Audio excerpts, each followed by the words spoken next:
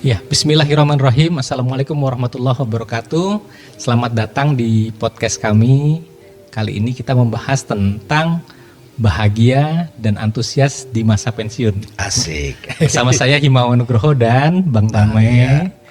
Nah, sebenarnya kita membahas ini tuh karena kemarin baru aja Lebaran kan, Bang? Iya, betul. Dan Lebaran itu adalah momen di mana kita saling bertemu, menyapa lagi dengan saudara-saudara yang jarang kita temui kecuali di masa-masa Lebaran gitu.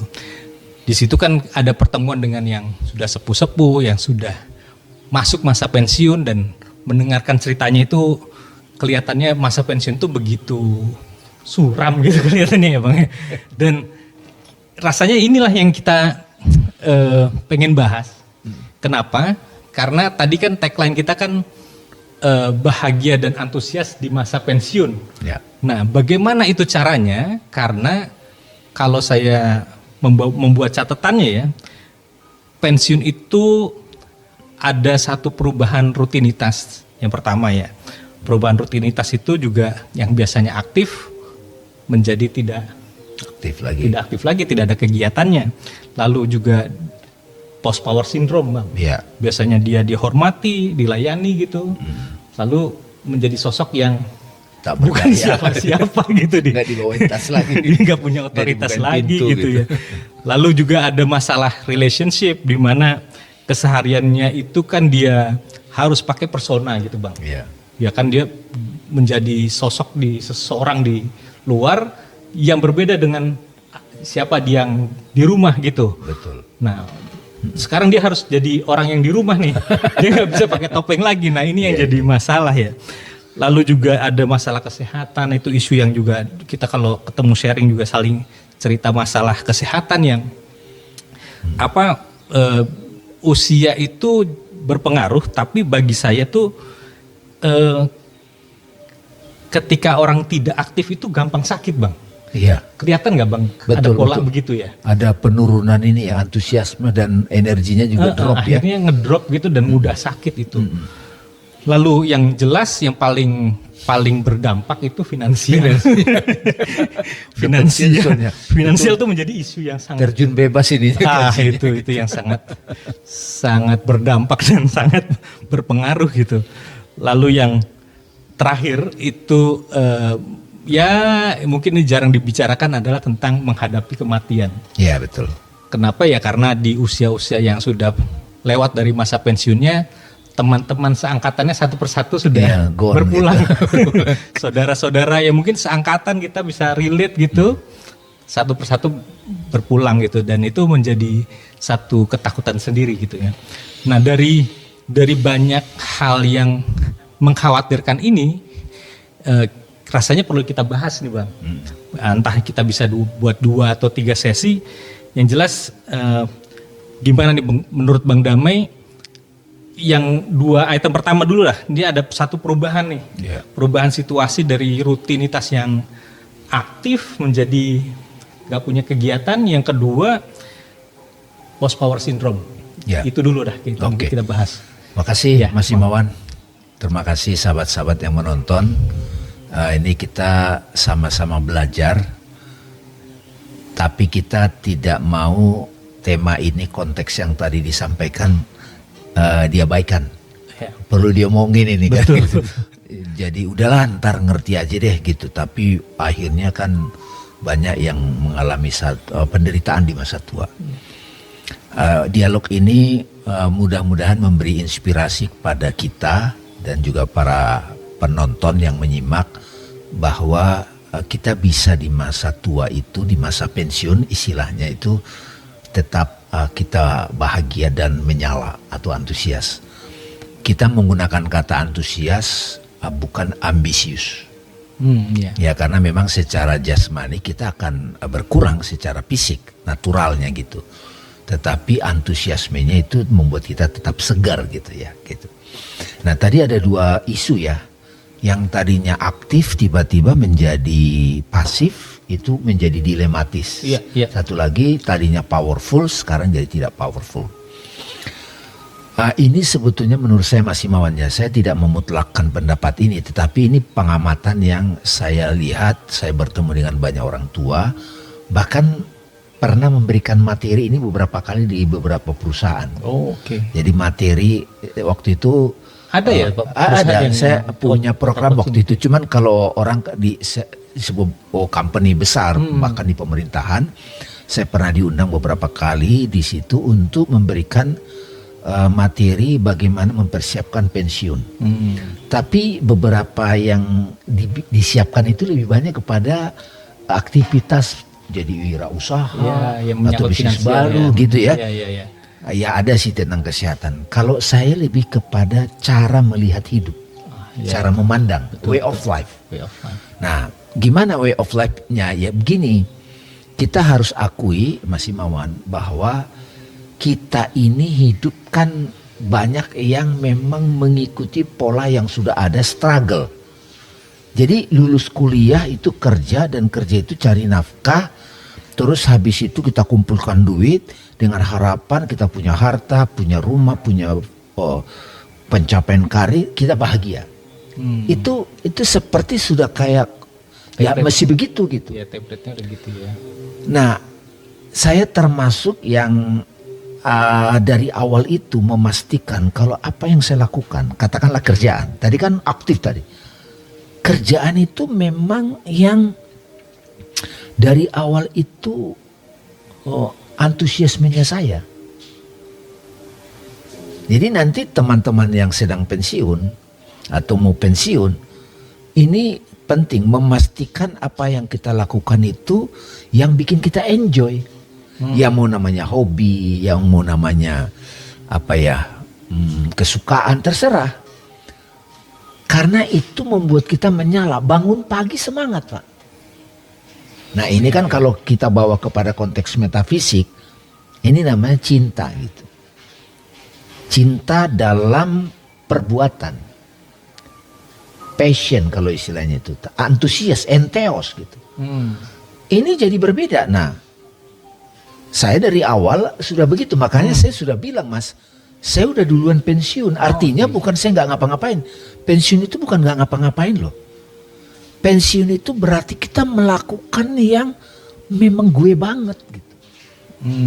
Bukan sesuatu lagi yang didiktekan, yang harus saya lakukan terpaksa. Itu kan dilema gitu. Iya. Saya melakukan sesuatu, saya beraktivitas bukan karena diatur orang, bukan karena dipaksa, bukan karena cari duit, tapi karena memang ini kebahagiaan saya gitu. Ya, pensiun itu berarti berhenti dari mengikuti aturan-aturan yang dikonstruksikan sosial secara. Iya, bukan berarti kita jadi sembrono, tetapi saya mulai melakukan sesuatu pilih-pilih. Iya. Ya kalau mereka nanti kita bahas isu finansial ya. Betul. Ini kita lagi bicara tentang antusiasme. Karena terus terang misalnya nih, bagi mereka yang saya bilang sudah pensiun itu, dia akan melakukan satu aktivitas seumur hidup. Apa itu? Apa yang akan kita lakukan seumur hidup? Misalnya saya waktu ke Jogja, saya mampir ke tempatnya museumnya Avandi. Oh itu pensiun tuh. Ibu Kartika. Bu Kartika dan bapaknya juga, bapaknya udah almarhum. Yeah. Dia usia 80 apa 90 ya? 80. Dia aktif, antusias, masih melukis, dan ketika ketemu orang dia sumringah ngobrol gitu. Iya. Menyala gitu dan nggak pikun. Logiknya masih tajam gitu menurut saya. Ya, beberapa pejabat kan kita tahu kan setelah pensiun dia mencari aktivitas ya melukis gitu misalnya kan gitu. Olahraga pun sebetulnya olahraga ya nggak tahu. Saya beberapa kali pingin nge-gym, saya mikir kalau saya nge-gym sampai tua gimana ya. Akhirnya saya ketemu olahraga yang lebih natural, itu tai chi atau yoga gitu. Jadi ini kan kita bicara aktivitas dulu. Karena memang tadinya aktif dengan segala stresnya ya, pergi pagi pulang malam, tiba-tiba itu gone, itu secara tubuh pun itu mengalami satu kayak dilema gitu. Pasti Bang, karena kalau orang kerja punya jadwal. Jadwal ada schedule A, B, C, minggu ini saya harus ketemu siapa, menyelesaikan apa. Lalu di rumah itu ya apain lagi ya? Atau mungkin jadwalnya ya akhirnya rutin ya bantu apa, tapi cuman itu aja. Iya. Nah itu kan jadi dilema kan. Bangun tidur ngapain lagi ya gitu. Jadi ada waktu kosong yang kayaknya gimana gitu ya. Itu yang jadi bagi beberapa orang yang biasa sibuk itu ini banget Bang, masalah lah itu. Iya, nah tapi kalau dia sibuk, nah ada orang kan akhirnya nyari kesibukan. Tapi tidak dengan prinsip tadi, sesuatu yang, jadi gimana menceritakannya? Musisi misalnya, ya kita sebut nama misalnya Iwan Fals. Dia masih konser Pak. Atau kalau versi kelas dunia tahu nggak? Mick Jagger gitu. Itu kurang apa kehidupan. Tapi dia itu yang antusias. Ya. Nah pertanyaannya, bisa nggak ini kalau bukan pada seniman? Menurut saya bisa, ilmuwan. Pustakawan. Nah gimana dengan kalau ya apa, sebut aja profesinya. Nanti kita bicara dalam konteks pensiun ini, melayani itu apa, bukan karir yang kita ini, tetapi misi hidup. Jadi ini bagian dari aktivitasnya dulu ya. Tapi nanti kalau kita buat berkarir lagi atau bikin kayak misalnya saya kuliah lagi, itu bukan mau sekedar karir, dapat prestisius, pengakuan, bukan validasi, tapi lebih ke misi hidup. Panggilan, dharma. Nah ini beda lagi nih. Kalau yang tadi itu berlaku buat semua orang. Jadi bisa direnungkan tuh Mas Himawan. Kan Mas Himawan juga bisnis, terus pernah juga kerja sebagai karyawan. Apa ya yang sampai tua, yang itu kalau saya lakukan, ya katakanlah tidak ada orang lain, saya sendiri aja, saya happy. Ada orang tanam bunga, ada orang berkebun, terus duitnya dari mana? Itu isu lain. Karena ada orang duitnya banyak. Ini aktivitasnya dulu. Ya kadang-kadang malah bingung kan. Katakanlah orang lagi udah selesai dari masa purna bakti gitu ya. Kan dia akan cari-cari, nggak apa-apa ya mungkin ya, cari-cari format dulu nih. Oh tidak apa-apa. Gitu kan. Ini dulu coba tapi ini, coba paling itu, tidak gitu prinsip tadi udah dapat nih. Jadi yang tadinya sibuk, begitu pensiun, waduh melongo ngapain, wah itu stres itu. Saya punya om itu jadi kena jantung. Tadinya aktif, tahu-tahu pensiun, dipikir dengan pensiun itu kan leleh santai, enggak, stres Pak. Belum lagi kita nanti bicara isu-isu sosmed ya. Banyak banget yang kita lihat, tapi kita gagal fokus, kita fokus pada sesuatu yang kita nggak bisa ngapa-ngapain. Tapi apa yang membuat orang-orang itu gagal menemukan misi hidup gitu? Kira-kira apa Bang? Menemukan itu gimana gitu? Nah tadi kan kita udah bergeser tadi. Pertama aktivitas yang kita antusias melakukannya. Saya misalnya ini di kita saya mau tanya Mas Himawan. Apa ya aktivitas yang Mas Himawan kalau melakukannya nggak diakui orang juga suka, gue enjoy, kemudian nggak dapat duit juga gue oke. Nah itu loh, apa ya gitu. Itu kan kita nggak bisa paksa, ya kan? Apa kira-kira gitu? Sesuatu yang kalau kita lakukan kita antusias gitu. Antusiasme itu tuh yang diukur ya. Yang diukur antusias. Mau nyebutnya dari hobi dulu silakan. Atau apa gitu kira-kira apa? Coba Mas Himawan, ini kan journey kan. Coba Mas Himawan sendiri misalnya. Ini kan perjalanan itu kan selalu menemukan sesuatu yang baru, ya kan. Semakin belakangan itu saya merasa bahwa coaching misalnya orang-orang kantor, kan pasti kita menemukan kesulitan-kesulitan di pekerjaan dari anak-anak buah itu. Nah, ketika mereka datang konsultasi itu, saya menikmati tuh proses di mana membuat terang gitu ya, situasi clear gitu tentang pekerjaannya, tentang lingkup-lingkupnya, tentang mungkin ada obstacle-obstacle-nya gimana cara menyelesaikan.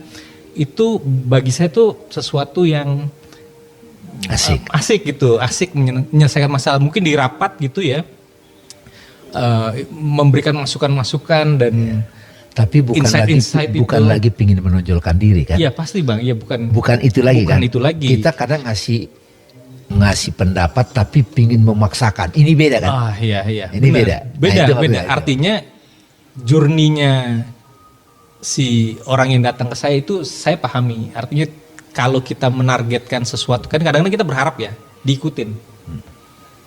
Tapi kan kita lihat itu perjalanannya. Kalau saya menjadi orang yang saklek, nagih dong. Tapi kadang-kadang kita harus lihat dulu nih orang ini kapasitasnya gimana dan perjalanannya gimana. Nah itu yang kita kadang-kadang harus jadi tahu tuh, jadi menemani. Nah ini nih yang sebenarnya asik gitu. Tidak sebagai konsultannya dia untuk menyelesaikan masalah, tapi juga menemani gimana caranya dia untuk bisa sampai di posisi yang dia mampu melakukan itu gitu. Maksimum gitu. Iya. Dan environment-nya, karena kan itu mendukung ya.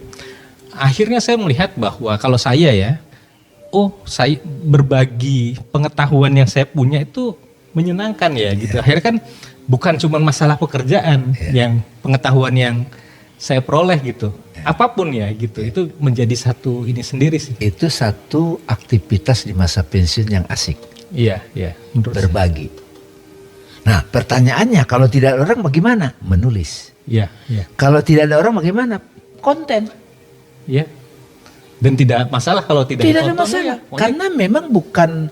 Nah, tapi menjadi seru kalau ada feedback. Ada feedback ya.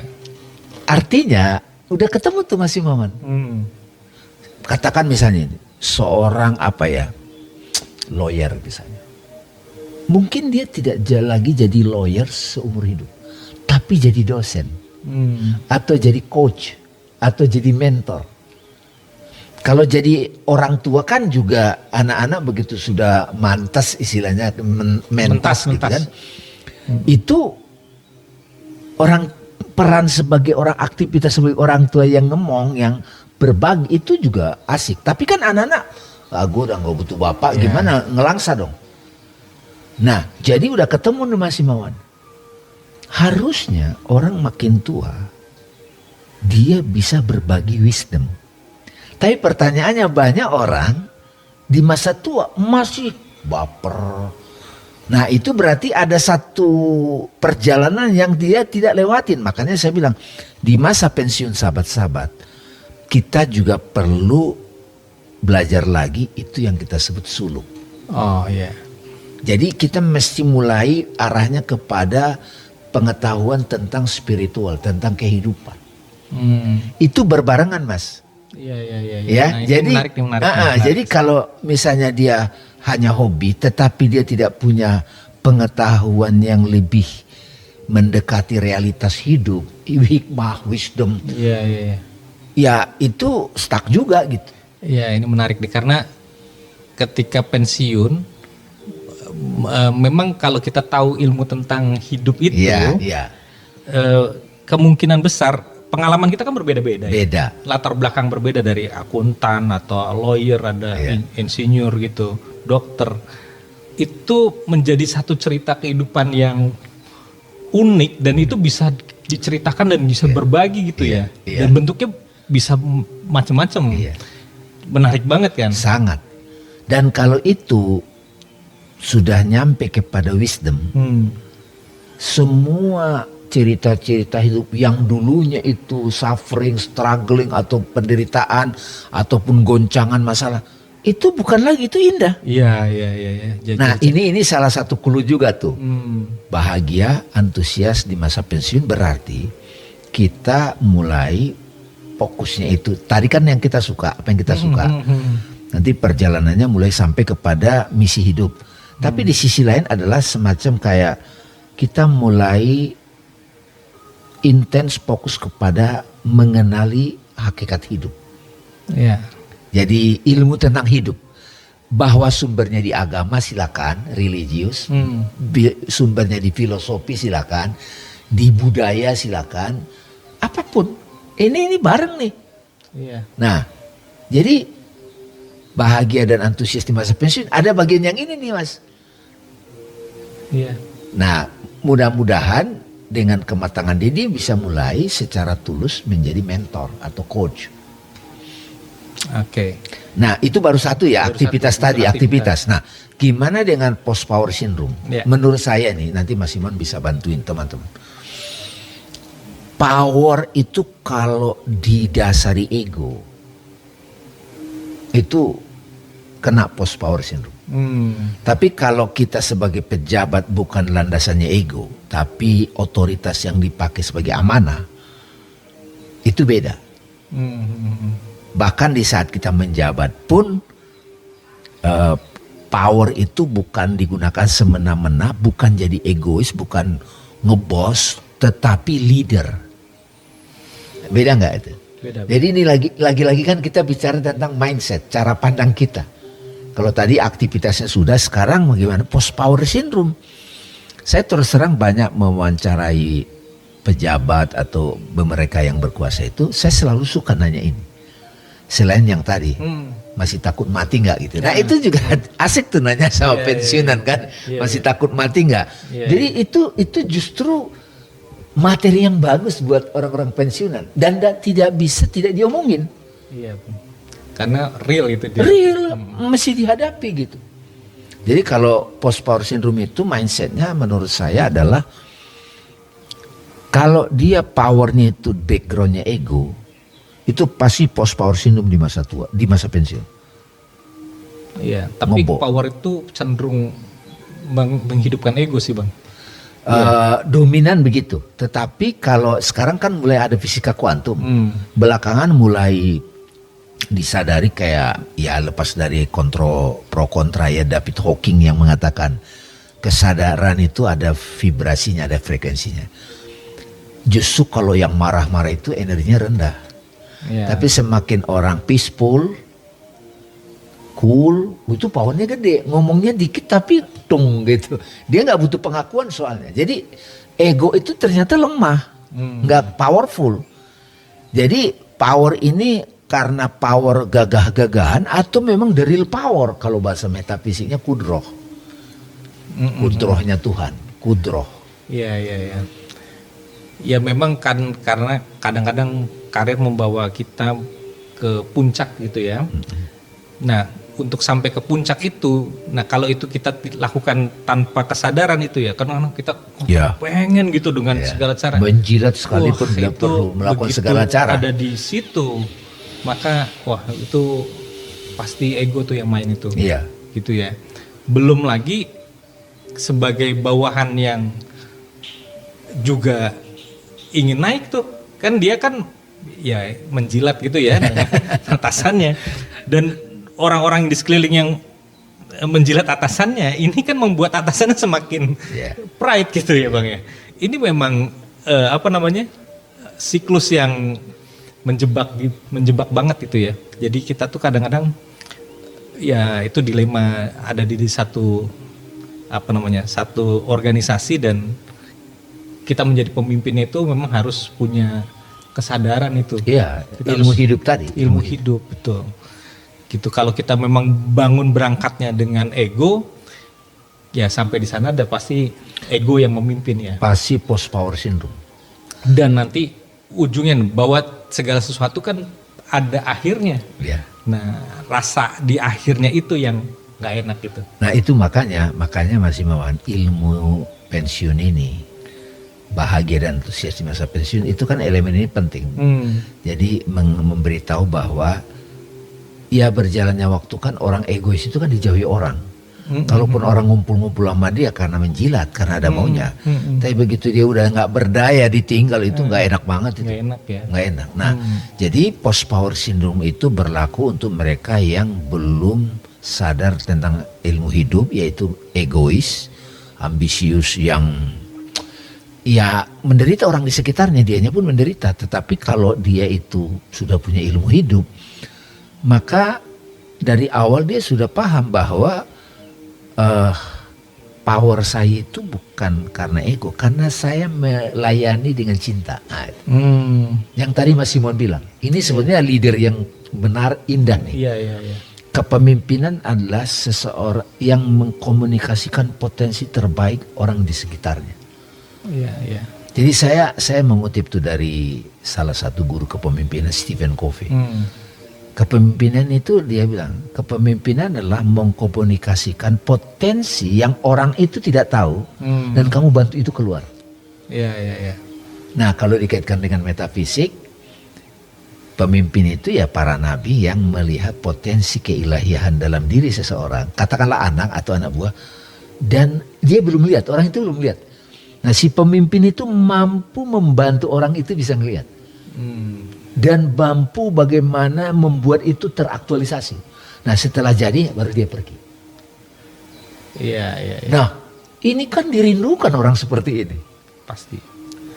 Iya. Nah, itu. Dan menurut saya juga artinya gini, dimanapun kita ada dalam organisasi nih, sebelum masuk pensiun ya, kita memang paling enggak kalau kita punya pengaruh, kita mempengaruhi organisasi itu supaya berjalan itu tidak dengan egonya tadi tuh. Iya.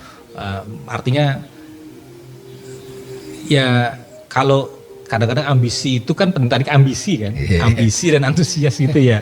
Orang terjebak di ambisi dengan caranya yang kurang pas gitu, dan tapi dia sampai ke tujuannya. Nah, ini bisa melukai banyak orang tuh di situ. Nah, maksudnya kalau kita di organisasi itu sudah mampu memilah-milah, mencegah gitu, mencegah dari orang ini kan kadang-kadang kalau kita lihat anak-anak terlalu gimana gitu, stop dulu, jangan gitu, supaya kita tahu nih kalau diterusin gawat, bablas nih. Jadi sebenarnya kadang-kadang perlu tuh hal-hal yang kayak gitu. Jadi memang bukan cuman menolong orang-orang di sekitar, dia menolong dirinya juga gitu. Ya, kira-kira kan gitu ya.